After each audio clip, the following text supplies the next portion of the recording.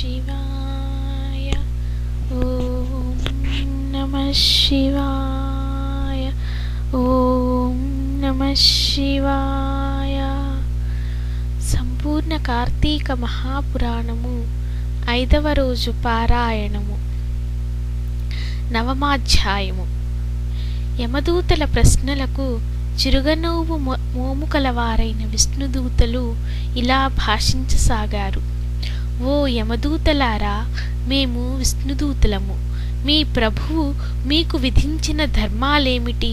పాపాత్ములెవరు, పుణ్యాత్ములెవరు, యమదండనకు అర్హులైన వారు ఎవరు? అవన్నీ విపులీకరించి చెప్పండి. విష్ణుదూతల ప్రశ్నలకు యమదూతలిలా సమాధానమీయసాగారు. సూర్య చంద్రాగ్ని వాయుర ఆకాశ ఘోషంచలు దశ దిశ కాలాలు వినీని మానవుల యొక్క పాపపుణ్యాలకు సాక్షులుగా విచారించి వారిని మేము శిక్షిస్తాము. దేవతలారా, శ్రద్ధగా వినండి. వేద మార్గాన్ని విడిచిన స్వేచ్ఛాచారులు, సాధుజన బహిష్కృతులు యమదండనార్హులు. బ్రాహ్మణుని, గురువుని, రోగిని పాదాలతో తాడించేవాడు, తల్లిదండ్రులతో కలహించేవాడు, అసత్యవాది, జంతుహింసకుడు, దానము చేసిన దానిని మరలా ఆశించేవాడు, డాంబికుడు, దయారహితుడు, దానము చేసిన దానిని మరలా ఆశించేవాడు, దయారహితుడు, పరభార్యా సంగముడు, సొమ్ములను తీసుకుని పక్షాన్ని అవలంబించే వాళ్ళని, చేసిన దానాన్ని బయటపెట్టుకునే వానిని, మిత్రద్రోహిని, కృతజ్ఞులను, ఇతర పురుష సంతతిని చూసి ఏడ్చేవానిని, కన్యాశుల్కాలతో జీవించేవానిని, వాపీకూప తటాకాది నిర్మాణంక పరులని, తల్లిదండ్రుల శ్రాద్ధకర్మలను విడిచిన వానిని, కేవలం భోజనం గురించే ఆలోచించే వానిని, ఇతరులు చేసిన దానాన్ని నిరోధించే వానిని, నిత్యం స్నానం సంధ్యాదులను విడచిన వానిని, బ్రాహ్మణ అశ్వగోహచ్చ ఇత్యాది పాపయుక్తులైన వారందరూ కూడా యమలోకంలో మా చేత దండించబడుతుంటారు. ఇక ఈ అజామిళుడంటారా, వీడు చేయని పాపమంటూ లేదు. బ్రాహ్మణ జన్మమెత్తి దాసీ సంగములోలుడై చేయరాని పాపాలను చేసిన వీడు మీ విష్ణులోకాలకెలా అర్హుడు? యమదూతల సమాధానాన్ని విని విష్ణు పార్షాదులిలా చెప్పసాగారు.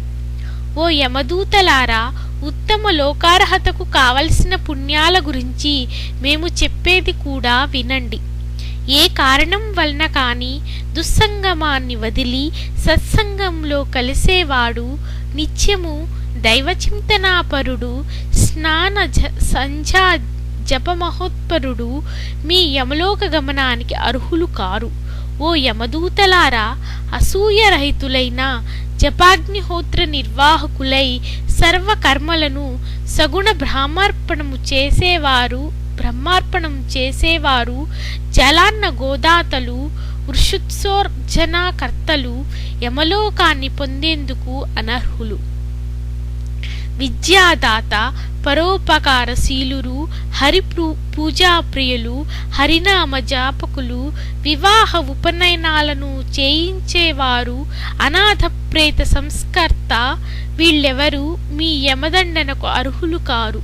నిత్యము సాలగ్రామాన్ని అర్చించి తత్తీర్థాన్ని పానం చేసేవాడు, తులసీ కాష్టమూలికలను ధరించేవాడు, గృహంగాణాలతో తులసిని పెంచేవాడు, భాగవతాన్ని పఠించేవాడు, పూజించేవాడు, వినేవాడు, సూర్యుడు మేష తుల మకర సంక్రాంతులందుండగా ప్రాతస్నానమును ఆచరించేవాళ్ళు వీళ్ళెవ్వరూ కూడా మీ యమలోకానికి అనర్హులు. తెలిసి గాని తెలియక గాని హరినామ సంకీర్తనం చేసేవాళ్ళు పాప విముక్తులవుతారు. ఓ యమదూతలారా, ఇన్ని మాటలెందుకు? ఎవడైతే అవసాన కాలంలో ఒక్కసారైనా హరినామస్మరణ చేస్తున్నాడో వాడు విష్ణులోకానికే వస్తాడు. ఈ విధముగా సాగుతున్న యమ విష్ణుదూతల సంవాదానంతటినీ వినిన అజామిళులోని జీవుడు తన శరీరక కృతదాసీ సాంగత్యాది పాపాలను తలంచుకుని దుఃఖిస్తున్న జీవుడు సృహమయుడై ఆశ్చర్యవందాడు. ఇదేమి ఆశ్చర్యం! ఆ నల్లని కత్తులను ధరించిన యమదూతలు ఏమైపోయారు? నేనీ వైకుంఠములో ఎలా ఉండగలిగినాను? పూర్వజన్మ పుణ్యము కాకపోతే నా జిహ్వపై హరినామమేలా వచ్చింది? నాకీ వైకుంఠము ఎలా ప్రాప్తించింది అని తనలో తాను అనుకుంటూ హరినామస్మరణను చెయ్యసాగాడు. కాబట్టి రాజా, కేవలం హరినామస్మరణ అంతటి ముక్తిప్రదమైనది కాగా హరిప్రియంకరమైన కార్తీక వ్రతమును ఆచరిస్తే ఎంత పుణ్యము కలుగుతుందో ఊహించు అంటూ ఆపాడు వశిష్ఠుడు. నవమాధ్యాయము సమాప్తః. దశమాధ్యాయము. జనక ఉవాచ. వశిష్ఠ, ఈ అజామిలుడు పూర్వజన్మలో ఎవరు? ఏ పాపం వలన ఇలా పుట్టాడు? విష్ణుదూతల మాటలకు యమదూతలు ఎందుకూరుకున్నారు? వాళ్ళు యమునికి ఏమని విన్నవించారు? అన్నీ సవిస్తరంగా చెప్పు. వశిష్ఠ ఉవాచ. నీవడిగిన ప్రశ్నలన్నింటికీ ఒక క్రమంలో సమాధానాలు చెప్తాను విను. విష్ణు పారిషాదుల చేత తిరస్కృతులైన యమదూతలు తమ ప్రభువైన యముని చేరి ఇలా చెప్పసాగారు. యమదూతల ఆరోపణము, యముని ఉపదేశము.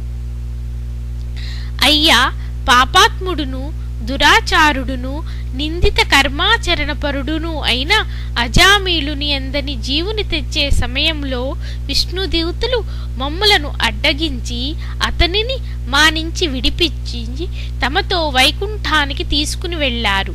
వాళ్లను ఎదిరించలేక మేమిలా రిక్తహస్తులమై వచ్చాము అని కింకరులు చెప్పినది విని రవ్వంత క్రోధోదిక్తుడైన సమవర్తి జ్ఞానదృష్టితో సమస్తాన్ని అవలోకించిన వాడై, కింకరులారా, కించిదపి పుణ్యవిహీనోపి ఆ అజామిలుడనే పాపి అంత్యకాలాన హరినామస్మరణము చేయడం వలన సమస్త పాపాలు నశింపజేసుకుని విష్ణుప్రియుడై విష్ణుదూతల చేత తీసుకుని పోబడ్డాడు.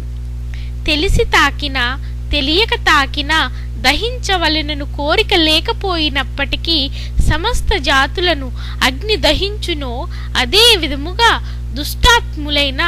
దుష్టాత్ములై మహిమను తెలుసుకోలేకపోయినా ఆ శ్రీహరి యొక్క నామస్మరణము చేసినంత మాత్రము చేతనే వారి సమస్త పాపములు దహించబడిపోతాయి.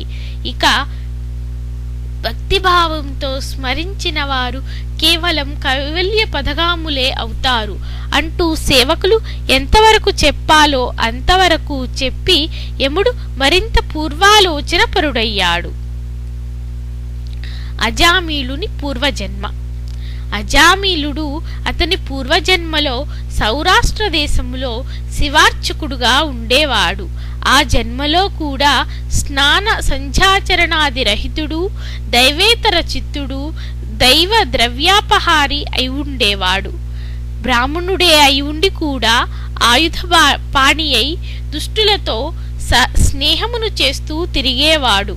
అర్చకుడయి ఉండి కూడా వివిధాభరణ భూషితుడై స్వేచ్ఛా విహారాలు చేసేవాడు.